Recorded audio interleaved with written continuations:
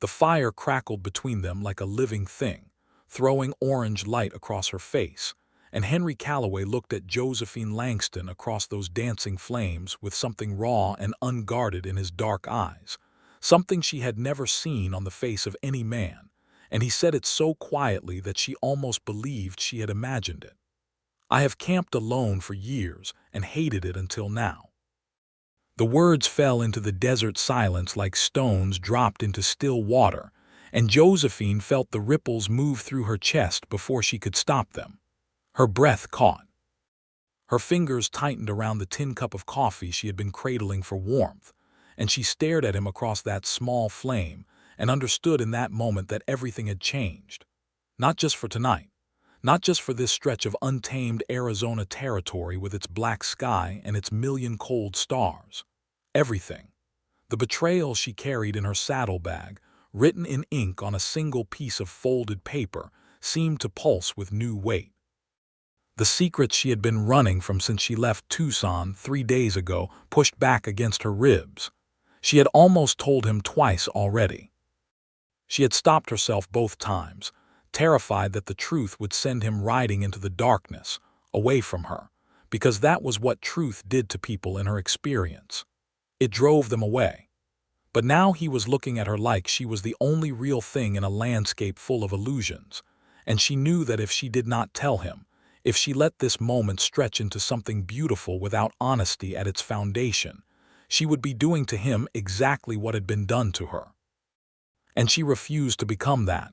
"Henry," she said, her voice steadier than she felt, "before you say anything else that you cannot take back, there is something you need to know about why I am out here in the middle of nowhere with nothing but a horse and a cracked saddle and 1 day of food left."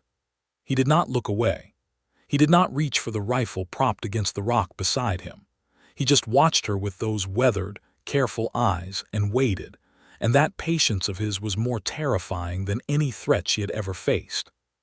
She opened her mouth to speak, and the story came out like water finally breaking through a dam.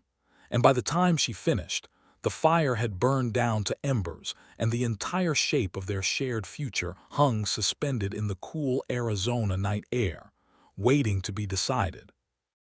But to understand why those words hit her so hard, why that moment beside a dying fire in the middle of the Sonoran Desert in the autumn of 1874 was the most important moment of her 26 years on Earth, you have to understand where Josephine Langston had come from and what she had survived to get there.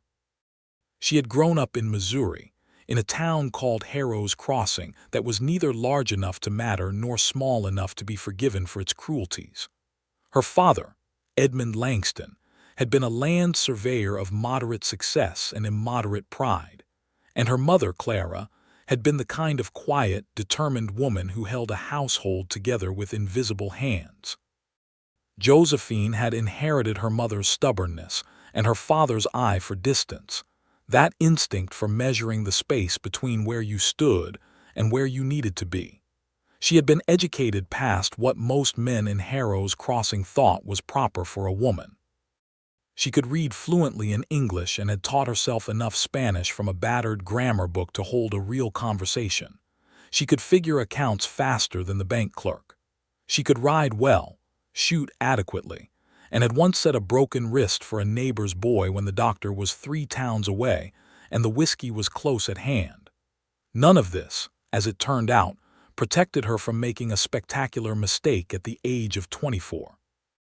His name had been Gerald Marsh, and he had arrived in Harrow's Crossing in the spring of 1872 with a silver tongue, a fine gray horse, and a story about land investments in the Arizona territory that made men's eyes light up and made women believe they were seeing a future rather than a performance. Gerald was handsome in the way that immediately readable men are handsome, the way that should have been a warning rather than an attraction. He wore his charm visibly, like a coat he had chosen with care. Josephine had known something was wrong with him from the first week. She had told herself she was being uncharitable. They had married in October of 1872. Her father had shaken Gerald's hand with the cautious warmth of a man who is not entirely certain he is making a good deal but has gone too far to back out. Her mother had embraced her and whispered, "You are a capable woman, Josephine. Whatever comes, you will manage it." At the time, Josephine had thought her mother was simply being dramatic. By the summer of 1873, she understood the warning for what it had been. Gerald Marsh was not a land investor. Gerald Marsh was a confidence man, a forger, and she came to believe a coward of the specific and most dangerous variety, the kind that committed terrible acts and then arranged the world so that other people bore the consequences. He had forged property deeds in 3 counties across Missouri and Kansas, selling land he did not own to families who had scraped together their savings for the chance at a new life. When the law began closing in, Gerald had done something so cold and so calculated that Josephine still felt her hands shake when she thought of it. He had put her name on the deeds. Not his, hers. Josephine Eleanor Marsh, née Langston, recorded as the seller of record on 11 fraudulent land transactions, totaling nearly $4,000 in stolen money. She had discovered this when a federal marshal named Dupree arrived at their front door in August of 1873, holding a warrant with her name on it. Gerald had been gone for 2 days by then. He had left a note that said only, "I am sorry," which was, Josephine reflected afterward, the single most useless pair of words in the English language. Her father had hired an attorney. The attorney had been earnest and insufficiently skilled. The judge had been the kind of man who found it easier to believe a woman guilty than to accept the more complex truth. She had spent 47 days in a county jail before her attorney managed to surface enough evidence that the deeds had been signed in a hand that was not hers, that the dates of signature conflicted with her documented whereabouts, that she had, in fact, been in Missouri when the transactions were supposedly conducted in Kansas. They had released her without apology in October of 1873, exactly 1 year after her wedding. They had not, however, managed to restore her reputation, her financial security, or her marriage, the last of which she did not particularly want restored. They had also not caught Gerald Marsh, who had apparently dissolved into the vast American West like salt into water. Her father died that winter. The doctor said it was his heart. Josephine believed it was shame, not his own, but the weight of watching his daughter bear an unjust burden. Her mother went to live with Josephine's aunt in St. Louis. Josephine sold the house, paid the attorney's remaining fees, and was left with $112, a good horse named Patience, a serviceable saddle, and absolutely no interest in remaining in Harrow's Crossing, Missouri, where every face she encountered carried either pity or suspicion. She had headed west in the spring of 1874, not because she had a plan, but because west was the direction in which things were still unformed, still possible. She had spent months making her way across Kansas and into the New Mexico territory, working where she could, cooking and cleaning and doing accounts for trading posts and small ranches, saving her money, trying to build something that looked like a future. She had arrived in Tucson in July, thin and capable and very carefully guarded. She had taken a job as a bookkeeper for a man named Thomas Aldridge, who ran a dry goods supply operation. Aldridge had been decent to her. His business partner, a man named Silas Crane, had not. Silas Crane was the reason she was now in the Arizona desert in September of 1874, with the embers of a small fire dying between her and a stranger who had, impossibly, just said the kindest thing anyone had said to her in 2 years. Silas Crane, she had discovered 3 weeks ago while organizing invoices, was embezzling from the business. Not the petty kind of embezzling that could be explained away as rounding errors. The calculated, sustained kind.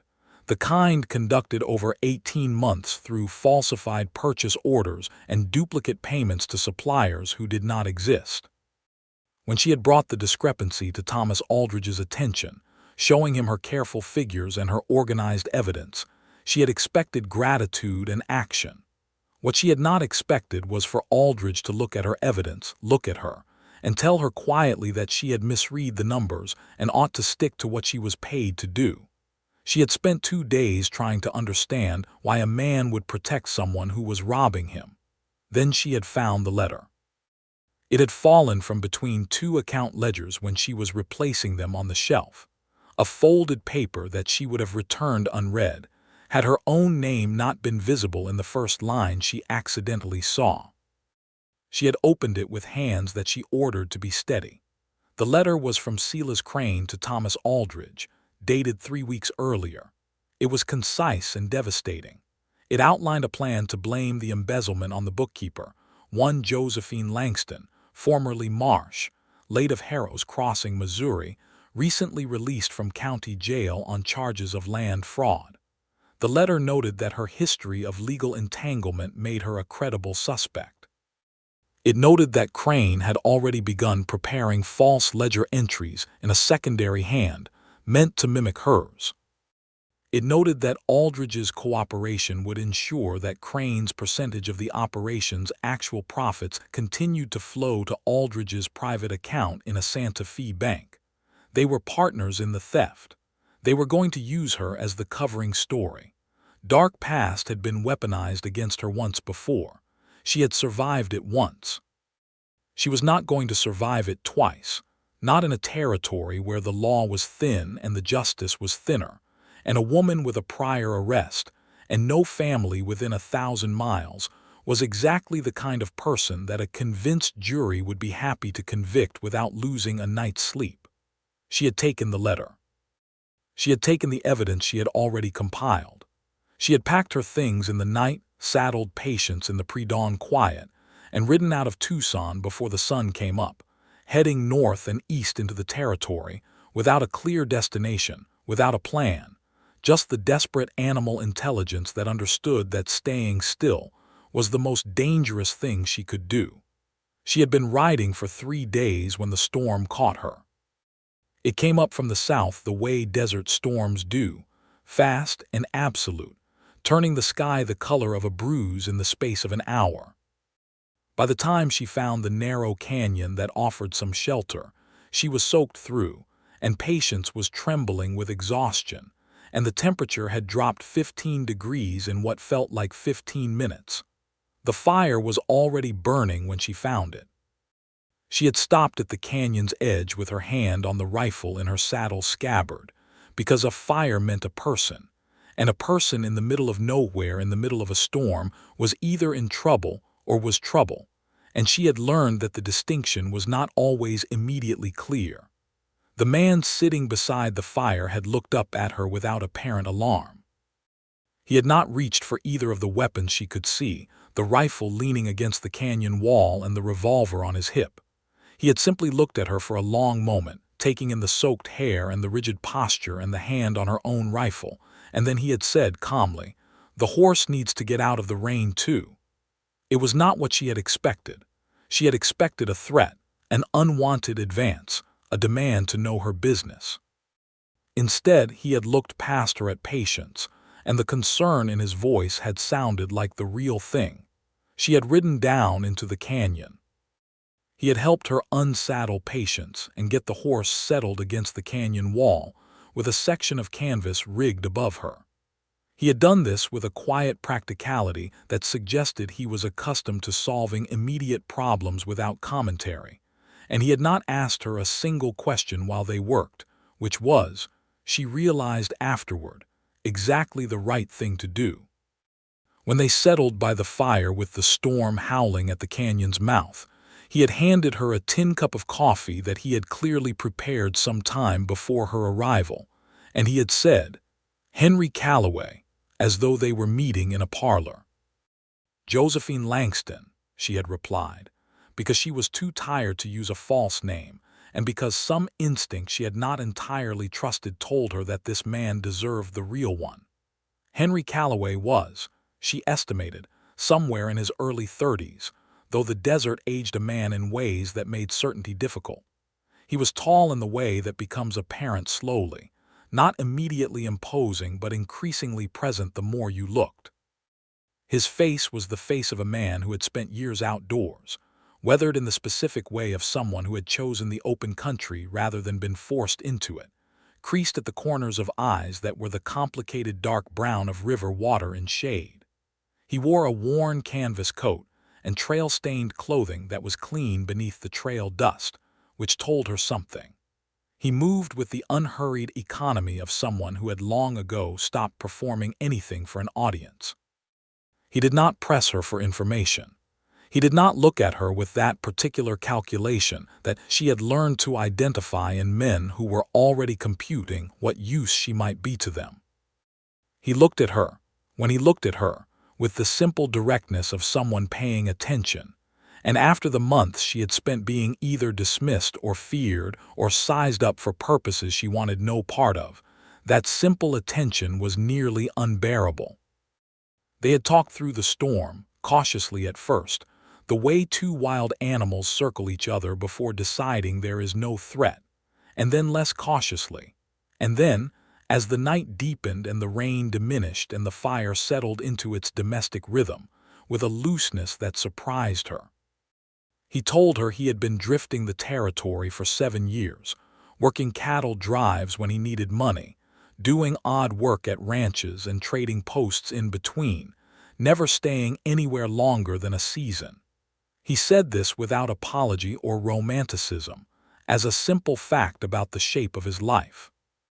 He had grown up in Texas, outside San Antonio, on a ranch that had belonged to his family since before the war between the states, and he said very little about what had happened to that ranch except that it was gone now, and there was no point in explaining every path that led to a dead end.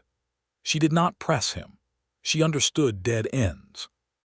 What she did not yet know, what she would not learn until later, was that the dead end behind Henry Calloway was its own kind of betrayal, its own forced choice made under impossible circumstances, and that it had left him with the same fundamental wariness she carried, the same reluctance to put down roots when roots meant something to lose.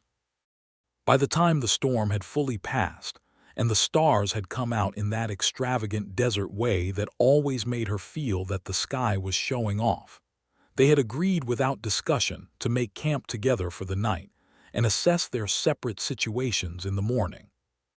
He had an oilskin tent rolled behind his saddle that he had strung between 2 rocks to give her a private sleeping space. She had accepted it without the performance of refusing it, because accepting a practical kindness gracefully was something she had decided to practice as a deliberate act of recovering herself. She had lain in the tent listening to the silence that replaced the storm and thought about the last time she had felt safe enough to sleep without keeping half her mind on the door. She had slept like something let down from a great height. In the morning he had made breakfast from his supplies without asking her to contribute, because he could see she was running low and because offering was simpler than waiting to be asked. She had eaten 3 times more than was ladylike and had felt no embarrassment about it, which was itself a small and significant recovery. They had broken camp and begun riding, and neither of them had suggested parting ways, and neither of them had acknowledged that they were continuing together by an act of unspoken mutual agreement. And somehow that unacknowledged agreement had held through the first day and into the second and the beginning of the third.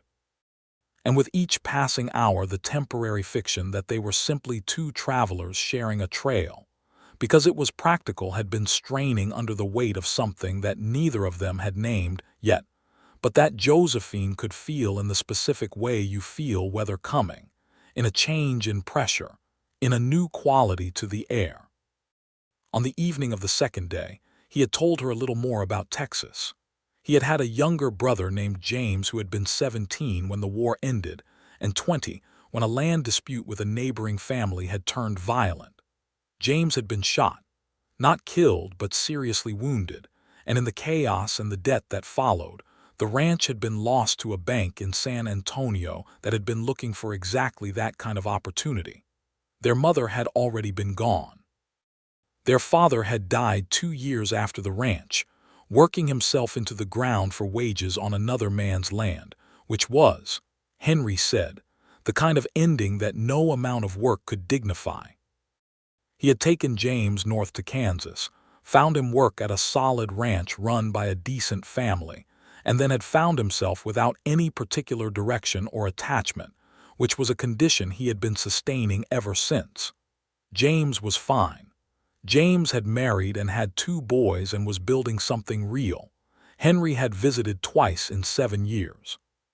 She had asked him why he did not stay, and he had been quiet for long enough that she thought he would not answer, and then he said, "Staying requires a reason. I have not found one yet that fit." She had understood that with her entire body. It was on the 3rd evening, with a new fire between them and the sky going from rose to purple to the deep black of a desert night, that he had looked at her with those careful eyes and said the words that dropped into her like seeds into broken ground. "I have camped alone for years and hated it until now." And that was where she had found herself. The fire between them, the truth pressing against the back of her teeth, the letter folded in her saddlebag, and this man who had just offered her the most honest and undefended thing she had heard in longer than she could precisely calculate. She told him everything. Not the way she had told the attorney, with careful strategic omission and the calculated presentation of facts.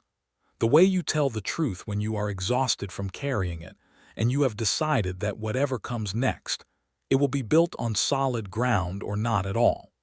She told him about Gerald Marsh and the forged deeds and the 47 days in jail and the judge who had found it convenient not to look too hard.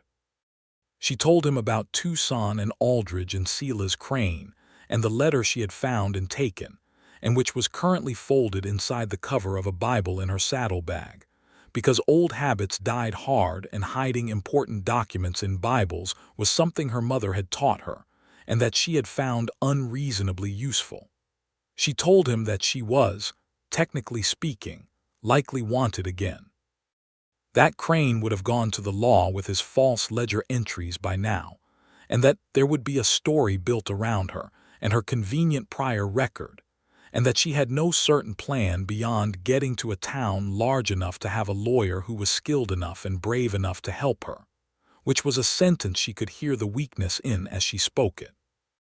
Henry had listened to all of it without moving, without interrupting, with only the occasional shift of his gaze to the fire and back to her face that told her he was processing rather than simply waiting for her to finish. When she stopped talking, the silence lasted long enough to become uncomfortable, and she was about to say something to fill it. She was not sure what when he reached into his coat and removed a small folded paper of his own and held it across the fire toward her. She took it, unfolded it. It was a wanted poster, hand-drawn. Her name was on it. Josephine Eleanor Marsh, also known as Langston. Wanted for questioning in connection with fraudulent bookkeeping and the theft of business funds in Tucson, Arizona territory. $100 reward. He had found it in the last trading post they had passed through, he said, the one where he had gone in alone for supplies while she waited outside with the horses because she had not wanted to be recognized. He had not said anything to her then. He had been waiting to understand what he was dealing with, which was, he said, the prudent approach to most situations. She waited for what came next, the calculation, the suggestion that the $100 was useful money, the trap clicking shut.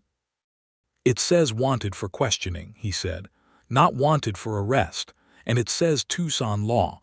That is Thomas Aldridge's doing, not a federal warrant." She had noticed the same thing. "The Tucson marshal works for whoever pays him best," she said. "Aldridge pays well. Then you need a federal man, not territorial law." "I know." She refolded the poster and held it out to return it to him. He shook his head. "Keep it. You need to know what they are saying about you." She put it in her coat pocket and looked at him across the diminished fire. "You are not going to ride into the next town and collect $100. It was not quite a question. "No," he said, and the simplicity of it, the absence of any performance of nobility around it, was more convincing than any speech he could have made. "Why not?" He looked at her for a moment. "Because you are telling the truth," he said, "and because $100 is not worth what it would cost." She did not ask him to explain what he meant by that last part. She thought she understood it, and understanding it was sufficient and perhaps more than she could handle looking at directly just yet. They slept that night on opposite sides of the dying fire, and in the morning they rode together with a new quality to the silence between them, the kind of silence that has been filled with important things and is now resting. Henry knew the Arizona territory in the specific, granular way of a man who had moved through it slowly over years, who had learned it the way you learn a language, by immersion rather than instruction. He knew which trading posts were operated by people worth trusting, and which were listening posts for information that got sold in both directions. He knew which ranches had reputations for dealing fairly and which were what he called bad ground, in a tone that closed discussion. He told her that there was a town called Millhaven, 2 days north and east, which had a federal circuit court judge who came through 4 times a year, and that the judge's next scheduled sitting was in 3 weeks, which gave them time to arrive and to prepare if they did not delay. She asked him why he was helping her.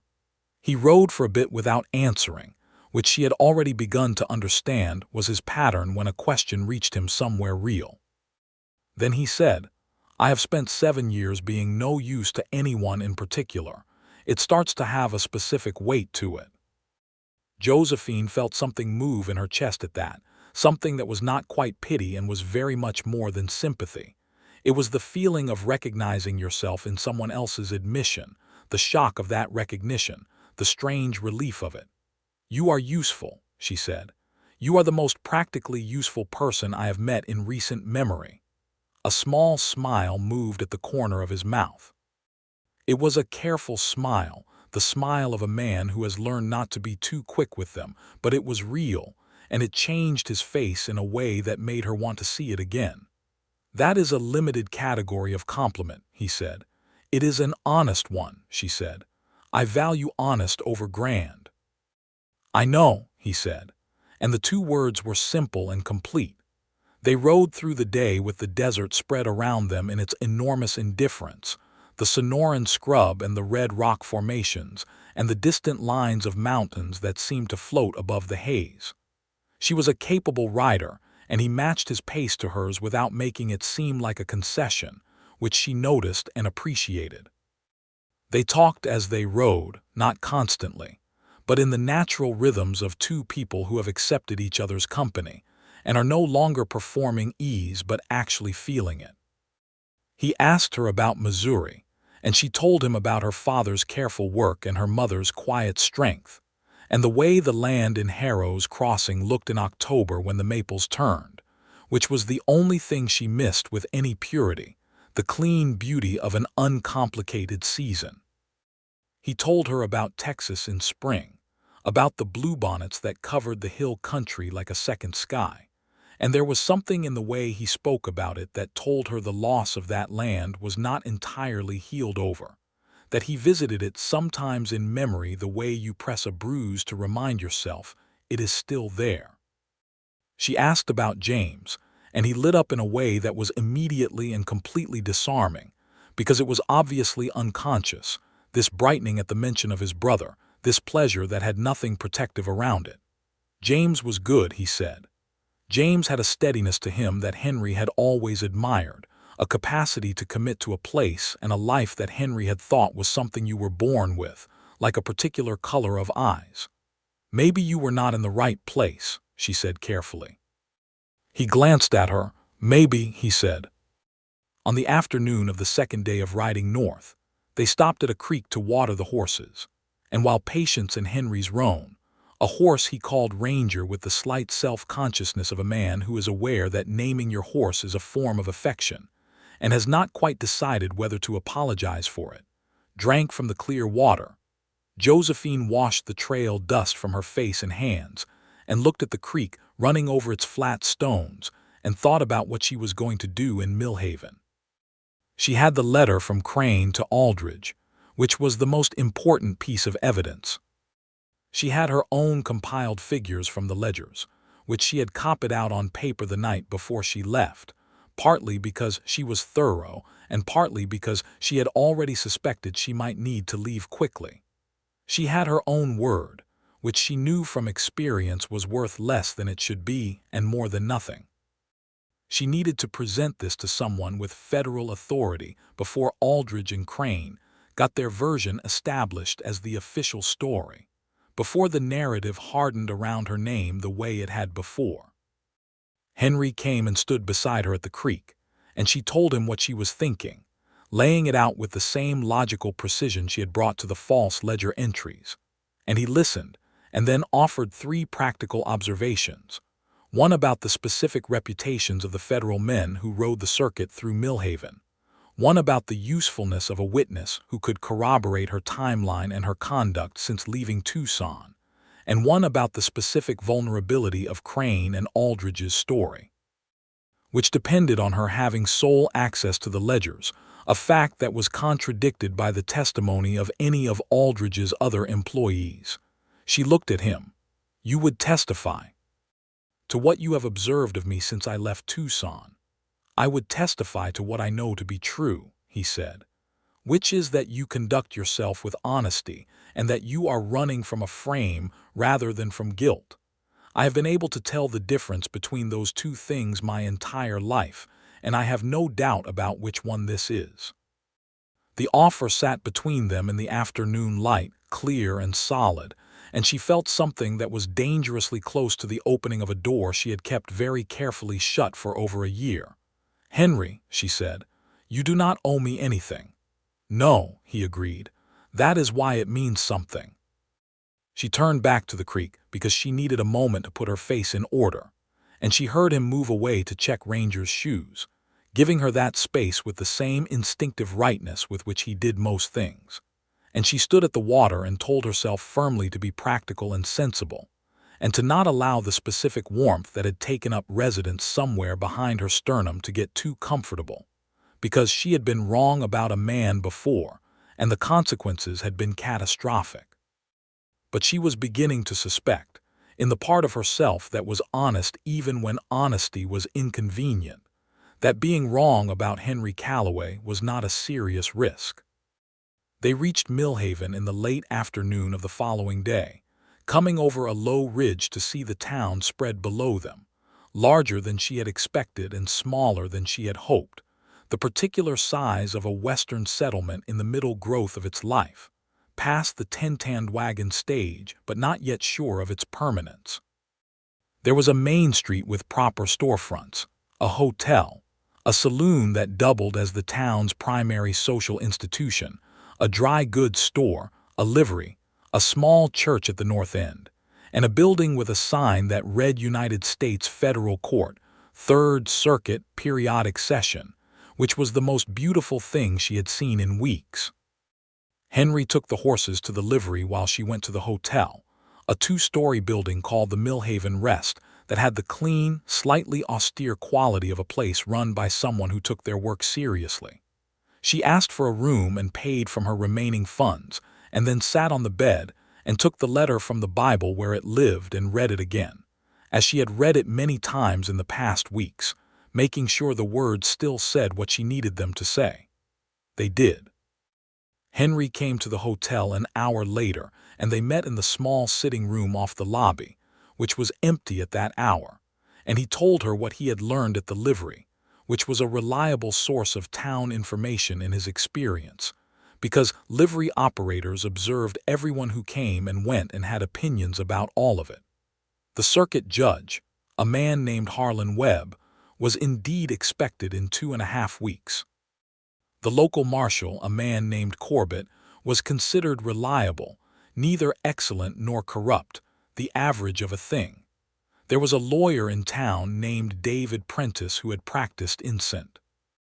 Louis before coming west for reasons that were apparently his own business, and who was regarded as competent and occasionally brilliant. "Prentice," she said, "I need to speak to him tomorrow." "First thing," Henry agreed. She looked at him across the small table between them at the man who had been a stranger 4 days ago and was now the most reliable person in her immediate world, and she said, "I do not know how to thank you." "You could stop saying that," he said. "It is not required." "It is genuine." "I know it is. That is why it is not required." He met her eyes with that steady attention of his. "We will sort this out, Josephine. The evidence you have is real. The letter is damning. You just need the right person to hear it." She nodded. Then, because she had decided to be honest in all things and because she was beginning to understand that holding things back from this man felt dishonest in a way it would not have felt with other people, she said, "I am frightened. Not of him, not exactly of the coming legal process. Of the specific vulnerability of having built something fragile and hopeful in the past 4 days, and having it destroyed by the machinery of other people's dishonesty." "I know," he said. "That is reasonable, but frightened is not the same as alone." She held those words against her ribs like warmth against cold, and they held. David Prentice, when she met him the following morning in his office above the general store, turned out to be a sharp-eyed man in his mid-40s with ink-stained fingers, and the particular kind of tired skepticism that lawyers developed after years of hearing stories, many of them false. He listened to her present her case with the attention of someone who has not decided yet whether the time is worth spending. When she laid the letter from Crane to Aldridge on his desk, she watched his expression change, not dramatically, but in the specific way of a professional encountering something genuinely significant. He read it twice. He read her compiled ledger figures. He asked her 12 questions in rapid succession, pointed and specific, the kind of questions designed to find inconsistency rather than to comfort, and she answered each one directly and completely because she had nothing to hide from a man she was hiring to help her. At the end, he sat back in his chair and said, "This is a strong position, Mrs. Langston." "Miss Langston," she said. "I have not been Mrs. Marsh for some time in any way that matters." "Miss Langston," he said without inflection, and she appreciated that too.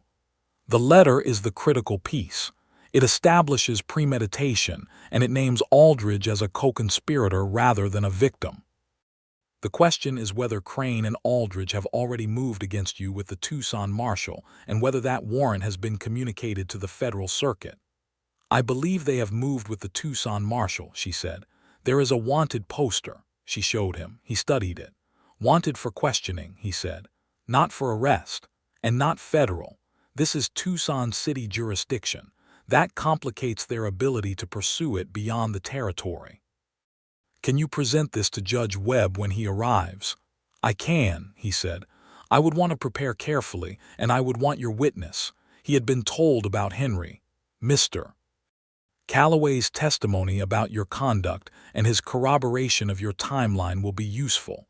Character witnesses are not decisive, but they are meaningful." She had kept herself composed through the entire meeting. She waited until she was outside on the wooden sidewalk in the September morning sun before she allowed herself to feel the specific relief of having put a problem in the hands of someone competent. And it was not the relief of handing off a burden but the relief of having a partner in carrying it, which was different and better. Henry was waiting at the base of the steps. He had been waiting outside, which was right, because this had been her meeting to conduct. He looked at her face, and whatever he read there made his posture ease slightly. "Good?" he asked. "Good," she said. "He will take the case. We wait for Judge Webb." Henry nodded. Then he said, "Millhaven has a decent restaurant in the hotel. I saw the menu board in the window. They have apple pie." She stared at him. "That is what you lead with, apple pie." "I have had a great deal of trail food recently," he said. "My priorities have adjusted." She laughed. It came out of nowhere, real and unguarded, and she felt it all the way through her, the specific looseness of a laugh that is not performed for anyone, and she saw him watching it with something in his expression that was careful and warm, and that she was beginning to understand was how he looked when he was feeling something he had not given himself permission to say yet. They had the apple pie. Over the following 2 weeks, they built a life in Millhaven that had the quality of something both provisional and real. The way a camp that has lasted long enough begins to feel like a home, even though you know you have not yet decided to stay.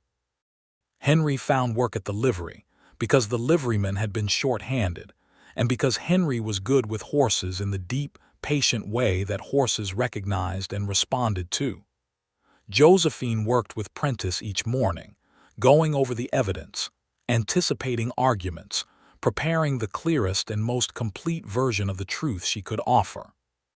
In the afternoons, she explored the town, learning it in the practical way she learned most things, by understanding its economy and its social architecture, who held authority and who held actual influence, which were rarely the same people. They ate dinner together each evening at the hotel.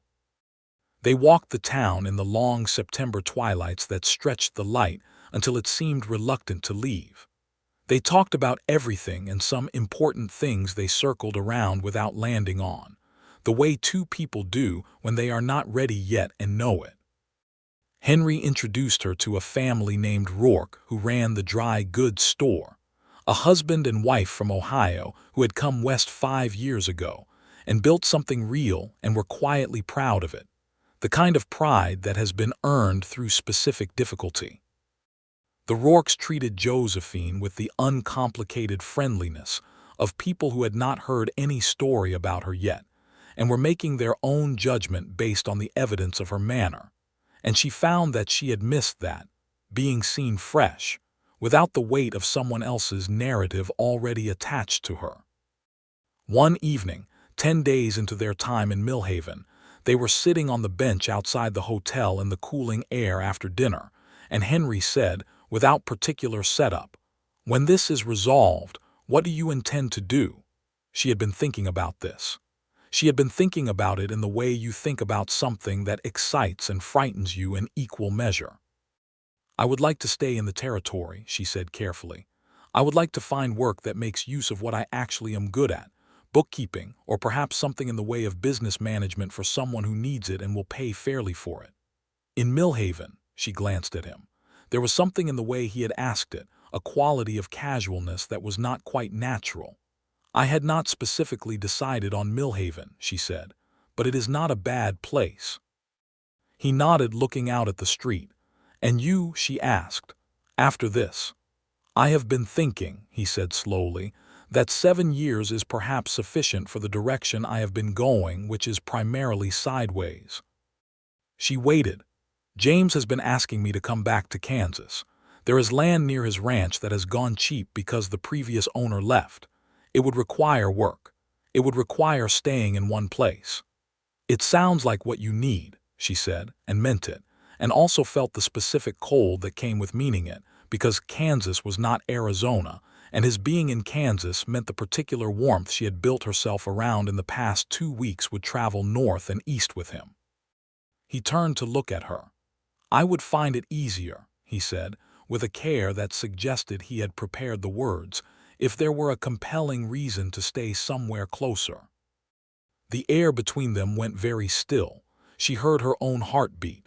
"Henry," she said, "I am not asking you to promise anything," he said. "I understand the timing is complicated, and I understand what you have been through with trust, and I am not asking you to overrule any of that. I am only telling you what is true, which is that I have not wanted to stay anywhere in 7 years, and I find that I want to stay here, and I would very much like to know if that is relevant to your own considerations, or if it is entirely my own matter to resolve." She looked at him for a long time. She thought about Gerald Marsh and what she had missed in him. She thought about the specific ways Henry was not that, the consistency of his behavior across 2 weeks and a range of circumstances, the way his words and his actions matched, the absence of performance in him, the fact that the kindest things he had done for her had been done quietly and without expectation of recognition. She thought about the laugh she had produced outside Prentice's office, the one that had surprised her, and the way she had felt seen and safe in the desert with the fire between them. "It is relevant," she said. "It is very relevant." The smile that moved across his face then was not the careful, guarded one she had seen before. This was the undefended version, the one he had not been watching for, and it changed his whole face into something she wanted to look at for a very long time. He reached across the space between them on the bench and covered her hand with his, and she turned her palm up and held on, and they sat in the September evening with the warmth of it moving between them like the fire had at the beginning, like something alive. Judge Harlan Webb arrived in Millhaven on a Tuesday morning in late September with 2 deputies and a court clerk and the efficient, contained energy of a man who had a great deal of ground to cover. He was a compact, gray-haired man in his late 50s who had been administering federal law in the territories for over a decade and had the reputation, as Prentice had conveyed, of being impatient with theater but fair to evidence. Josephine met him formally 2 days after his arrival, in the federal court building with Prentice at her side and Henry in the back of the room, his hat in his hands, his presence steady and grounding in the way it always was. She presented her case with the clarity she had practiced and the directness that came naturally to her, laying out the timeline, the evidence, the letter, and the figures with the kind of organized precision that Prentice had told her was her greatest asset. Webb asked questions, hard ones. He was not unkind, but he was not warm, and she had learned the difference between a man who was fair and a man who was on your side, and Webb was the former rather than the latter, which was in fact what she needed rather than what she might have preferred. Henry testified about her character and her conduct, about the timeline of their meeting, about her demeanor and her consistency. He was not an eloquent man in the traditional sense, but he spoke with a plainness and a certainty that carried its own authority, the authority of someone who is simply reporting what he observed and has no interest in embellishment. Webb reserved his decision for 24 hours, which was a long enough wait to feel like weather. In those 24 hours, Josephine and Henry walked to the edge of town, where a small creek ran through a grove of cottonwoods that had gone gold with the early autumn. She sat on a rock and watched the water, and he sat beside her, and they held the silence together, which was by now a comfortable thing. This shared silence, something she had come to understand, was one of the truest measures of ease between two people. "Whatever he decides," she said, "I want you to know that these 2 weeks have given me something back that I had lost." "What is that?" "The belief that people can be trusted, which I know is not the same as saying all people can be trusted. But the belief that it is possible, that it is something worth trying." He was quiet for a moment, then, "You gave me something back too." "What?" "The interest in tomorrow," he said simply. "I had been going through days one at a time for a long time, not unhappily exactly, but without any particular investment in where they were leading. You make me interested in where they are leading." She leaned her shoulder against his, and he put his arm around her, and they sat by the creek in the gold light, and the cottonwood leaves fell into the water like small surrenders, peaceful and complete. Judge Webb issued his determination the following morning. He found the evidence of the letter from Crane to Aldridge credible and legally significant. He found the prepared ledger forgeries, which Prentice had submitted copies of as exhibits, to be evidence of a premeditated attempt to obstruct justice. He issued an order directing the Tucson marshal to detain Silas Crane and Thomas Aldridge for federal questioning, and he formally cleared Josephine Langston of any federal connection to the Tucson matter, issuing a written declaration that superseded the territorial wanted notice. It was not as dramatic as she had imagined in her more theatrical moments of imagining it. It was a judge in a small building signing papers and speaking in measured legal language and handing the result to a clerk who filed it in a ledger. But the practical reality of it, the piece of paper with the federal seal that said her name in association with cleared rather than in association with wanted, was real and solid, and she held it in both hands and felt the specific looseness of a burden she had been carrying for over a year finally being put down. She did not cry. She had promised herself she would not cry over anything that was simply just and right and long overdue. But outside the courthouse, in the October morning, she turned to Henry and put both arms around him with the straightforward determination of someone who is done being careful about what they want. And he held her with both arms, and she pressed her face against his coat and breathed in the smell of him, trail dust and horses and wood smoke, the smell that had become associated in her mind with safety, and she allowed herself to feel completely what she was feeling. which was relief and gratitude and something else that was warmer than both. "Done," she said into his coat.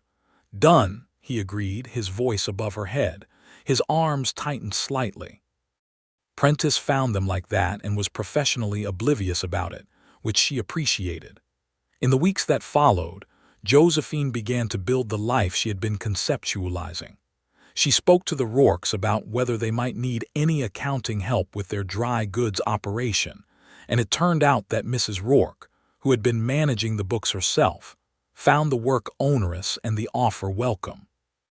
Josephine began working 3 mornings a week doing their accounts, and the work was satisfying in the clean, mechanical way of work that matches your abilities precisely.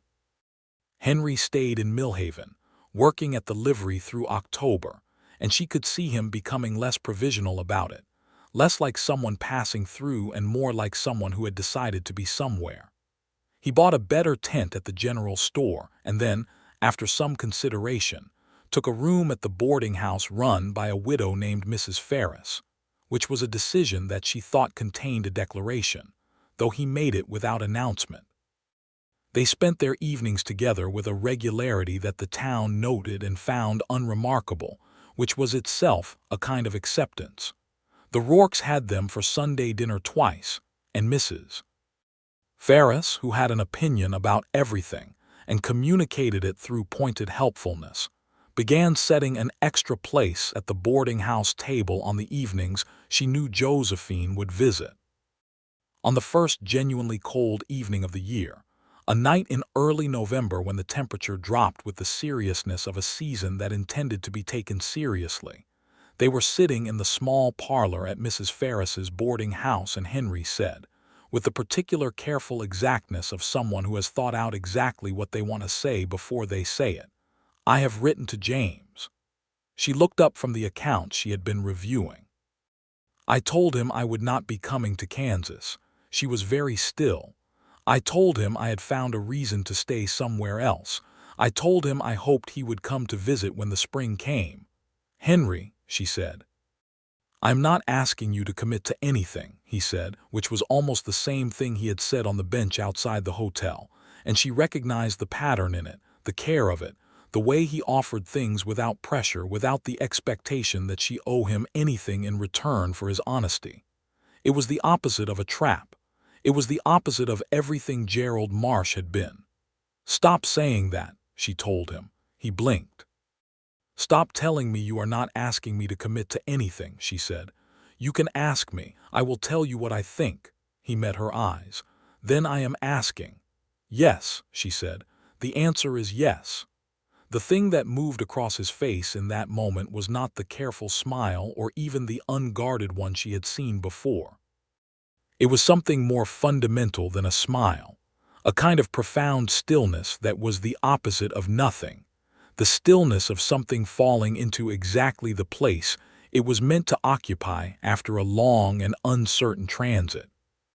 He crossed the small distance between their chairs and took her face in both hands with a gentleness that was so deliberate it made her close her eyes, and he kissed her with the same quality of intentionality that he brought to all things, entirely present, nothing held back, and she kissed him back with the entirety of everything she had been learning to trust again, and it felt like something being rebuilt from true materials this time, solid and intended to last.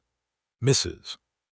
Ferris, who had been in the hallway with unnecessary persistence for the past 10 minutes, made a small, satisfied sound that was clearly audible through the door, and they broke apart laughing. And Josephine thought that this, the laughing after the kissing, was one of the signs that everything was right, and she catalogued it with the care she brought to all evidence she considered important. He asked her to marry him on a Sunday morning in December, not with great ceremony but with great sincerity, in the cottonwood grove by the creek that had become their place by virtue of being where they went when they needed quiet and each other. The cottonwoods had lost their leaves entirely by then, the branches making complicated dark lines against a sky the color of pewter, and it was cold enough that their breath showed and their hands were gloved, and he had to remove his glove to produce the ring, which was a simple gold band he had found in the jeweler's shop that occupied the back quarter of the general store. He held it out in his bare hand in the cold air, and asked her plainly, with his eyes on her face, if she would do him the honor of marrying him and staying in this place they had arrived at together. And she looked at the ring and the bare hand, and the face she had come to know as well as any landscape she had ever read. And she said yes, with the clean and unhesitating certainty of someone who has examined the evidence thoroughly and found it unambiguous. She put the ring on and he put his glove back on, and they walked back to town with their hands held together between them, gloved and warm. And the light came through the bare trees in the particular way of winter light, direct and honest and cold and beautiful. They married in the Millhaven Church in January of 1875, with the Rourkes as witnesses and Mrs. Ferris in the second pew weeping with a thoroughness that suggested she had been personally invested in this outcome for some time. David Prentice attended and shook Henry's hand with the brief, firm sincerity of a man who understands that he had a small but significant role in making something possible. Marshal Corbett came as well, which was a demonstration of the town's acceptance of Josephine's cleared name that meant more to her than she had expected. The reverend who married them was a man named Hollis who had a tendency toward the decorative in his language, but he also had a line that he spoke over them that struck her as right and true.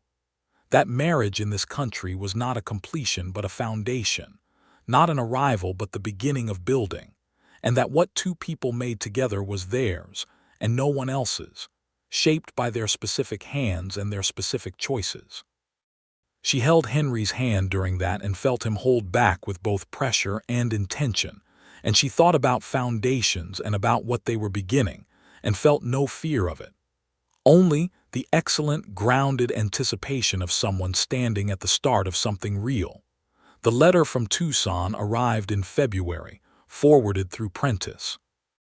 It was from the federal marshal's office, confirming that Silas Crane had been arrested and was pending trial for fraud and conspiracy, and that Thomas Aldridge had entered a cooperation agreement with federal prosecutors in exchange for a reduced charge, providing testimony against Crane that effectively ended any legal threat to Josephine. The Tucson wanted notice had been formally withdrawn. She read it at the kitchen table of the small house they had moved into at the beginning of February, a narrow two-story building on the north end of Millhaven that needed work and had good bones and was theirs. Henry was outside doing something with the fence that had gone soft over the winter, and she could hear the methodical sound of his work through the window. She went to the door and opened it and held up the letter. He saw her expression and came to the fence, and she read it to him in the cold February morning, and when she finished, he vaulted the fence with an ease that surprised her and came to where she stood and picked her up with both arms, lifting her entirely off the porch step, and she laughed into his shoulder with that complete, unperformed laugh and felt the last weight of the past 2 years dissolve into the cold air. "Done," she said again, the way she had said it outside the courthouse, because it was the right word. "Done," he said, and started. Spring came to Millhaven like a kept promise. The cottonwoods by the creek put out their new leaves in a green so vivid, it seemed almost accusatory after the winter's severity. The Rourkes expanded their operation and Josephine took on additional bookkeeping hours. Henry, who had been doing good work at the livery and was well regarded for his ability with difficult horses, had been approached by a rancher named Bishop from the valley east of town about managing the working operations of his operation, which was substantial and under-administered. Henry had considered it carefully and accepted, because it was a thing he knew well, and because it was the kind of work that did not require him to perform anything he was not. He rode out to the Bishop Ranch 3 mornings a week and was home by evening, and those evenings had a quality that Josephine found herself thinking about during the days, the specific warmth of a house that someone was coming back to, the particular satisfaction of preparing a meal in the knowledge that the person you were preparing it for was one of the great reliefs of your life. In April, James Calloway and his wife Margaret and their two boys, aged 5 and 7, came from Kansas to visit, having received Henry's letter about his marriage with the explosive delight that Margaret communicated in a letter that had clearly been written at some speed and with considerable feeling. James was smaller than Henry, darker-haired, with the same fundamental quality of steadiness, but expressed differently, warmer on the surface and immediately easy to be around.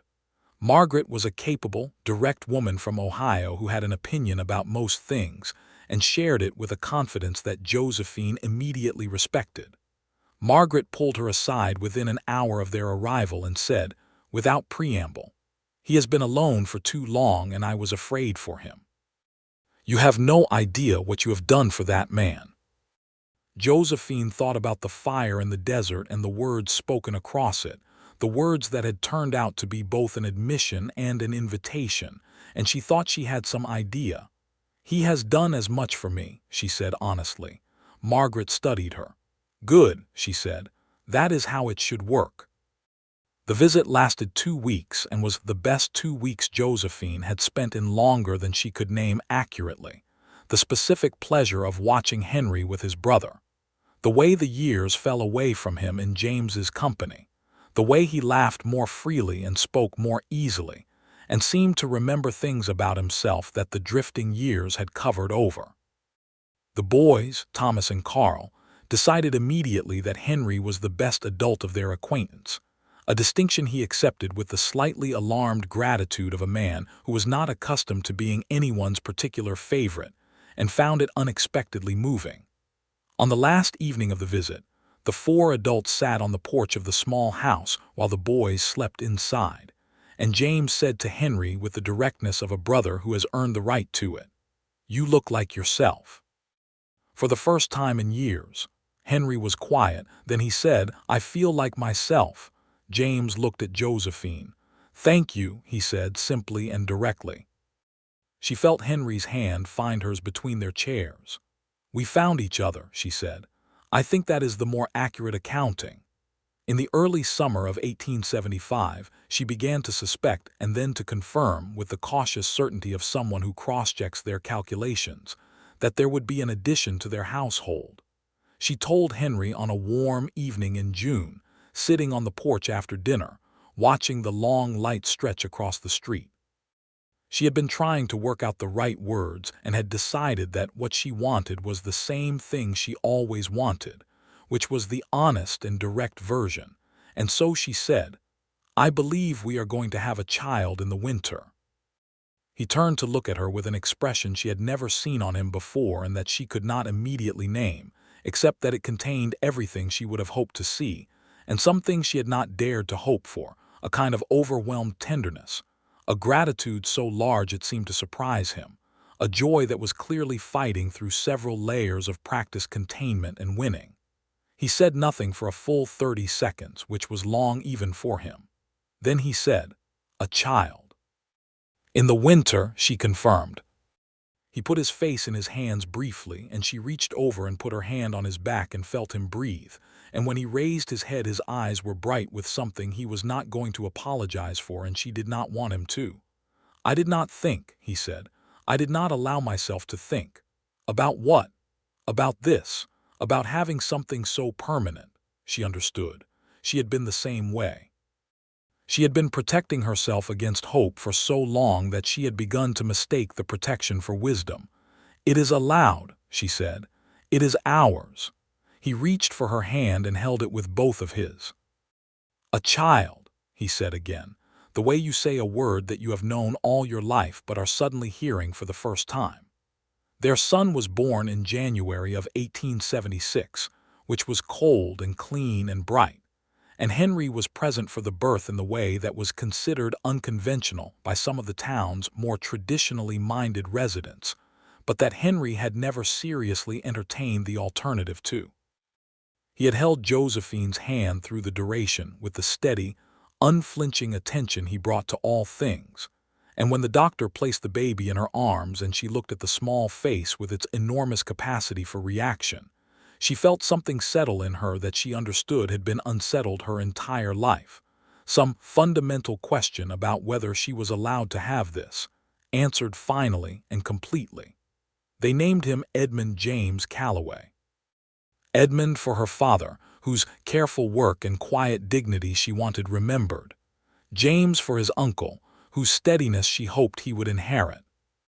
The name felt like a declaration, like a map of the people who had made them, and the people they intended to be. Edmund was a serious baby who regarded the world with an intensity that Henry found deeply familiar, and that Josephine found alternately amusing and humbling. He slept with the determination of someone who had decided to be good at it and fed with the same focus. And by the time he was 4 months old, he had the specific look of a person forming opinions about everything he encountered. James and Margaret came again in the summer of 1876, this time staying for a month because the journey was long, and the baby was new enough that visits needed to be sufficient to matter. Margaret proved to have strong views on infant management that she shared freely, and that Josephine received with the tolerance of someone who was confident in her own judgment and generous enough to let other people have theirs.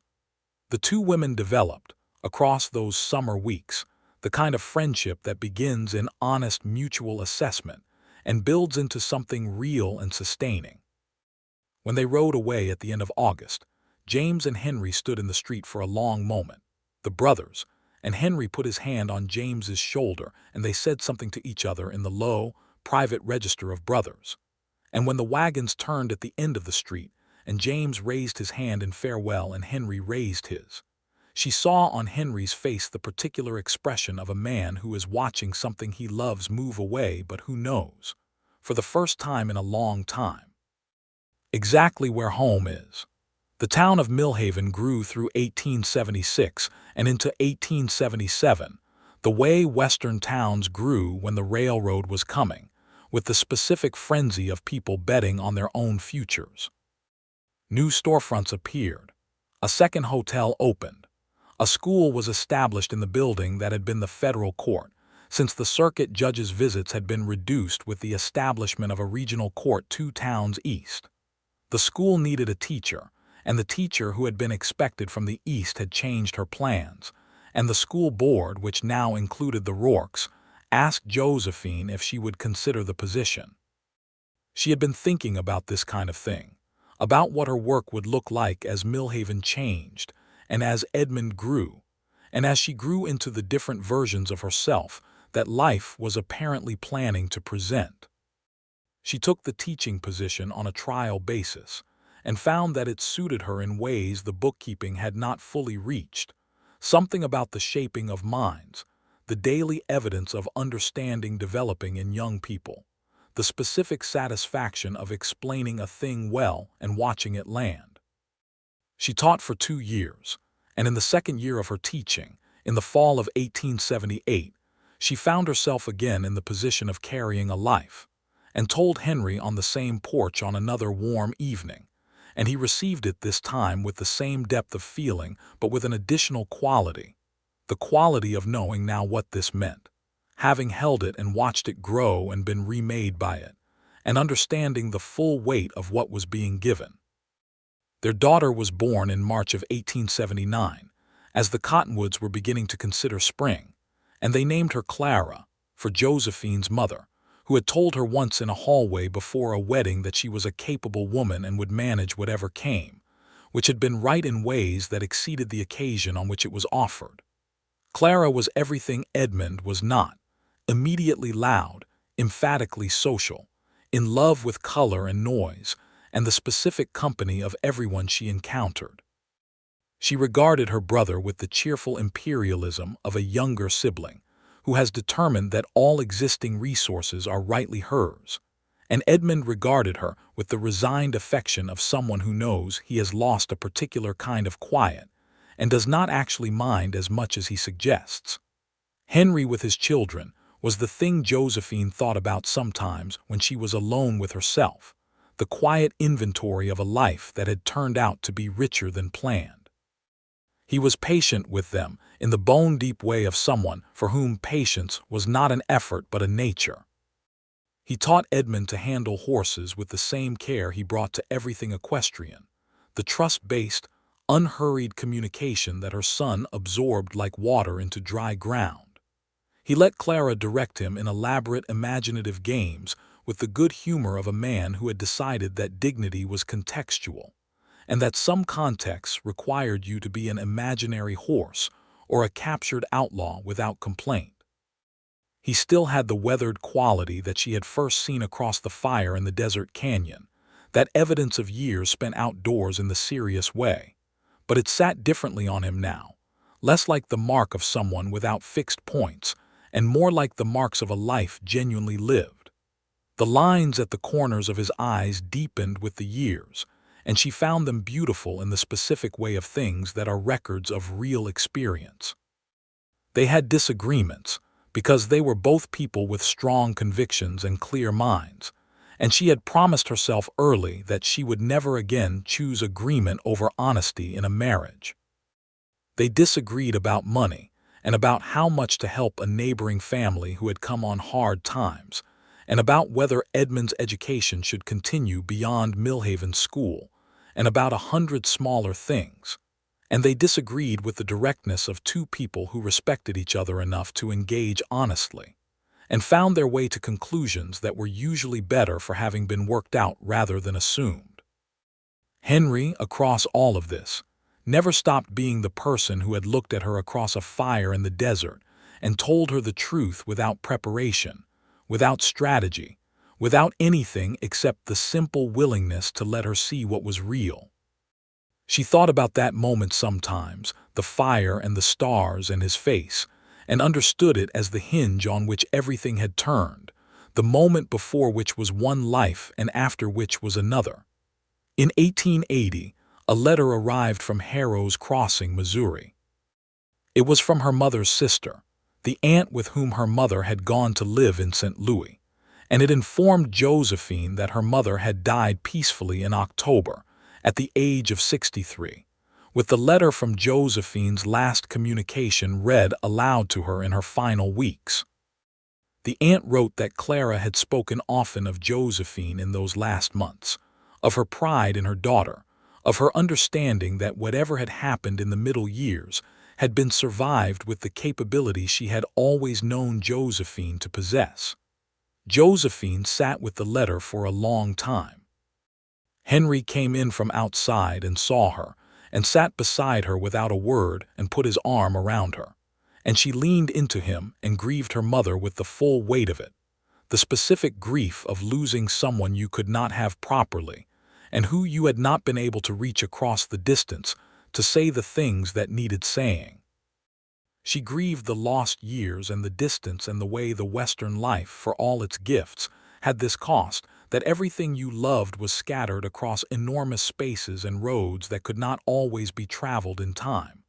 She knew, Henry said after a while. He had read the letter with her permission. Yes, she said, I believe she did. Then she left knowing the important thing. She thought about her mother, who had been right about capability and who had believed in Josephine's ability to manage whatever came, and who had been right about that too. I want to tell the children about her, she said, properly, the real person. We will, he said, tonight. And they did, around the dinner table, with Edmund asking careful questions and Clara asking loud ones and Henry filling in the picture with the details she gave him, asking questions that helped her remember things she would have forgotten. And Clara Langston Calloway lived for an hour at that table in the full color and the specific personality of a real person rather than a name on a letter. And Josephine felt the particular comfort of that. The way that telling the true story of someone is a kind of continued presence.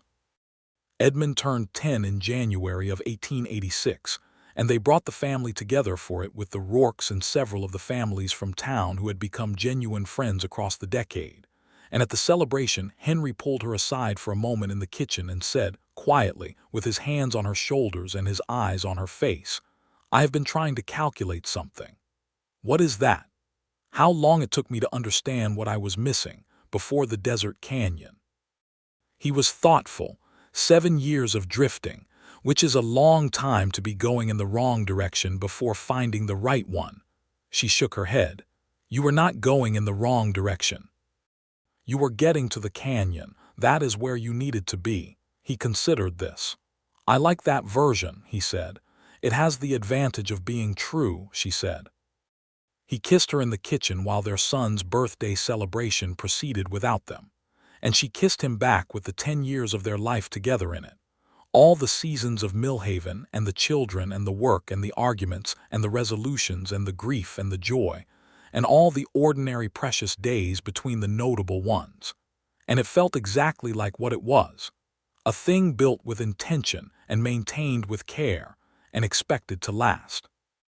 That spring, they broke ground on an addition to the house, a proper library room that Henry had promised her for years and that she had patiently waited for. A room with bookshelves built into the walls and a window that looked out at the cottonwoods by the creek, and where she could do her evening reading with the lamp on the table, and the sound of the house settled around her. She had accumulated a substantial collection of books across the years. Some bought new, some traded, some given by the school when new editions arrived, and they filled the shelves with the specific satisfaction of a collection that represented not an attempt at appearance, but an actual, ongoing relationship with ideas. Henry built the shelves himself, which took him through most of May, working in the evenings after his work at the Bishop Ranch, which he had continued managing to everyone's mutual satisfaction for over a decade now.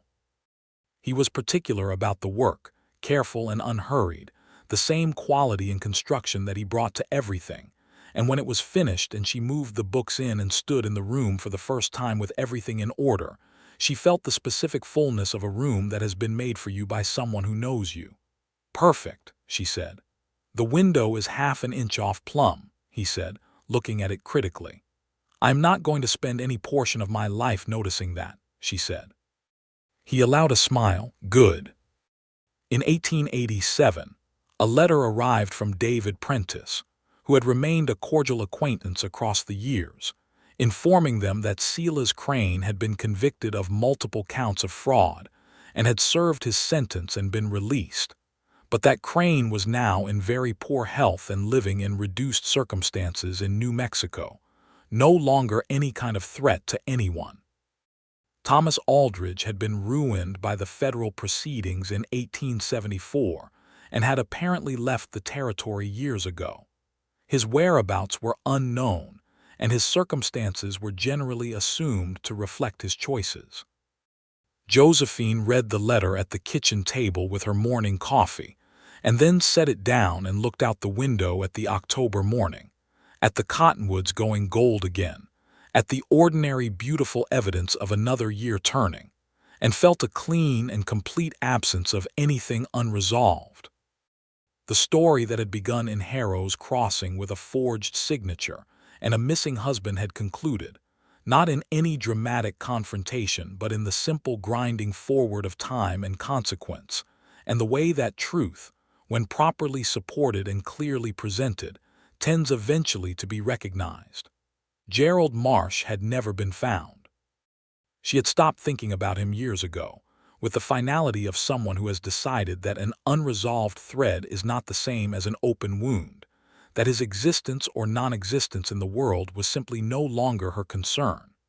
She hoped, in the abstract and theoretical way of someone with a great deal to be grateful for, that he had found whatever minimal decency he was capable of and had done no more harm. But she spent exactly no energy on it.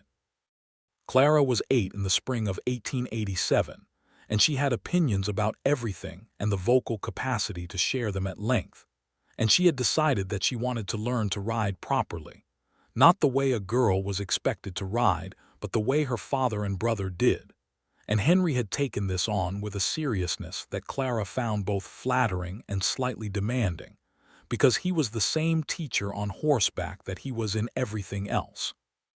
Patient and precise and unwilling to accept less than genuine understanding. Watching the two of them together in the yard on a Saturday afternoon, Henry explaining something about the angle of approach and Clara listening with that fierce, focused attention that was entirely her mother's. Edmund beside Josephine watching and occasionally shouting suggestions that Henry acknowledged with brief nods. She thought about the desert canyon and the fire and the words spoken across it, with the simplicity of something that had been waiting too long to be said. And she thought about the particular mercy of accidents and storms, of the way that a storm that had frightened her had deposited her in exactly the place she needed to be, with exactly the person she needed to find. She had been asked once by Mrs. Ferris, who had aged gracefully and was still alive and opinionated, what it was that she loved best about her husband. It had been an idle question on a porch on a summer evening, the kind of question that invites a pleasant generality, and Josephine had thought about it seriously because she always took questions seriously, and then she had said, "He tells the truth even when it costs him something. And he does kind things without making you feel that you owe him for them. Those are the two things I had given up believing I would find." Mrs. Ferris had nodded with the satisfaction of someone who had suspected as much for years. In the autumn of 1889, Arizona Territory was in the period of discussion and agitation that would lead, the following year, to its eventual path toward statehood, which was still years off, but was the thing that the newspapers and the men in the saloon and the ranchers at Bishop's operation talked about with the particular mixture of pride and anxiety that accompanies any significant change. The territory was changing, had been changing throughout the decade, and Millhaven had changed with it, grown larger and more settled, acquired a proper school building and a telegraph office and a second church, and a railroad connection that made the journey to Tucson or Phoenix a matter of hours rather than days. Josephine had been offered, through a circuitous connection involving a Tucson businessman she had met at a commercial conference in Phoenix, a position as the administrator of a newly forming commercial enterprise in the city, a position that would have been significant and well-paying, and that would have required them to move. She had brought it to Henry not as a decision already made but as a genuine question, because that was how they conducted things. He had thought about it for 2 days, which was his pattern with things that mattered, and then he had said that if she wanted to take it, he would follow her to Tucson without reservation, because he had made that calculation once, about her being a compelling reason to stay somewhere, and it had proven itself many times over and he trusted it absolutely. And if she wanted to stay in Millhaven, he thought Millhaven was exactly right, and he had no particular wish to leave it. She had thought about it for 2 more days, and she had looked at the library room with the bookshelves that were not quite plumb and at the cottonwoods through the window, and at the house that was entirely theirs in the way that only years and shared difficulty and sustained love can make something truly yours, and she had said no. "I am already where I was going," she told him. "I decided that a while ago, but I did not think to say it." He had given her the full, unguarded smile, the one she still catalogued as one of the great regular gifts of her life, and said, "I decided the same thing about 5 years ago, but I have been waiting to see if you agreed." The autumn of 1889 was beautiful the way years can be beautiful in retrospect, the way you look back at a specific season and understand that you were in the middle of something good and that you knew it at the time, which is the rarest and best thing. Edmund was 13 and turning into someone who combined his father's patience and his mother's precision into something that seemed likely to be formidable when fully developed. Clara was 10 and entirely herself and determined to be everything, which Josephine found simultaneously exhausting and privately magnificent. They were a family that had been made from nothing, from a storm and a fire and a moment of honesty across dancing flames, and they were solid in the specific way of things built from true materials, and maintained with care and love that had been chosen and rechosen every day through everything that every day brought. Henry came in from the yard on a November evening, the cold coming in with him around the edges of his coat, and she was at the kitchen table with her papers and her lamp, and he stood in the doorway looking at her with the expression she knew as well as she knew any landscape. And she looked back at him and thought about a fire in a desert canyon and the sound of the words that had changed everything, offered simply, given freely, true. He had camped alone for years and hated it. And then the storm had come and she had ridden down into the canyon, and the world had become something neither of them had expected but both of them had, she thought, in the deepest and most honest part of themselves, needed. "Dinner ready?" he asked. "Almost," she said. 10 minutes. He came to where she sat and kissed the top of her head with the ease of 10,000 days together, and went to call the children. And she sat in the lamplight and listened to the sound of her family gathering, the particular beloved noise of it.